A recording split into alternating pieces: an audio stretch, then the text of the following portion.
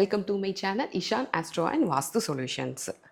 இன்றைக்கி நாம் ரத சப்தமி அப்படிங்கிற முக்கியமான கல்ச்சுரல் ஃபெஸ்டிவலை பற்றி தான் பார்க்க போகிறோம். ஆக்சுவலாக இந்த உலகத்தில் நம்ம கண்களால் பார்க்கக்கூடிய கடவுள் அப்படின்னா சூரிய பகவான் தான்.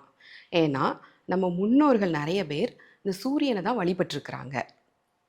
அதே மாதிரி இந்த உலகம் இயங்குறதுக்கும் இந்த சூரியன் தான் முக்கியமான ஒரு சோர்ஸாக இருக்கிறாரு.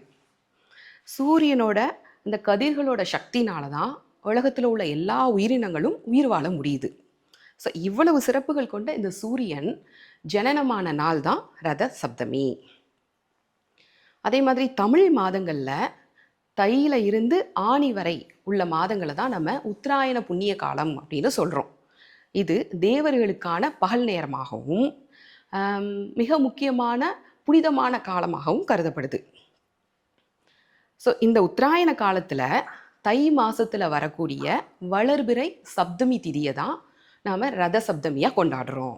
இந்த நாளில் தான் சூரியன் 7 குதிரைகள் பூட்டிய தேரில் தன்னோட பயணத்தை தெற்குலேருந்து வடக்கு நோக்கி தொடங்குறாரு.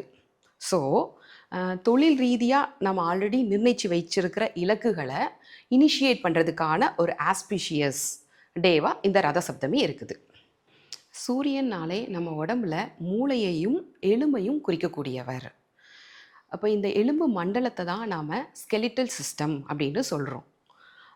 நம்ம உடம்புல இந்த எலும்பு மண்டலம் இருக்க போய் தான் நம்ம உடம்புக்கு ஒரு ஷேப்பும் ஒரு ஸ்ட்ரக்சரும் கிடைக்கிது.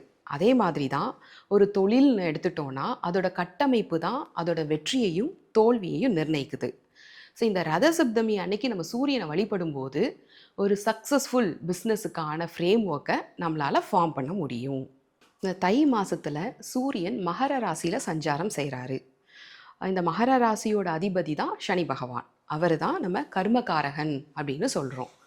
இந்த மகர ராசி காலபுருஷருடைய 10வது பாவகமாக வருது. இந்த 10வது பாவகம் தான் தொழில் ஸ்தானம் இல்லைன்னா கர்மஸ்தானம் அப்படின்னு சொல்லப்படுது.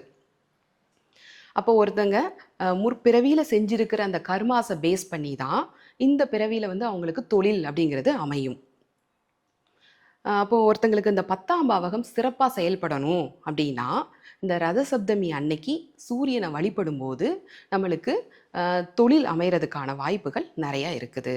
அது மட்டும் இல்லாமல் அந்த தொழிலில் நம்ம சிறப்பாக செயல்படுறதுக்கு தேவையான ஆற்றலையும் புத்துணர்ச்சியையும் நம்மளுக்கு சூரிய பகவான் கொடுக்குறாரு அப்படிங்கிறது தான் இந்த ரத சப்தமியோடைய தாத்பரியம்.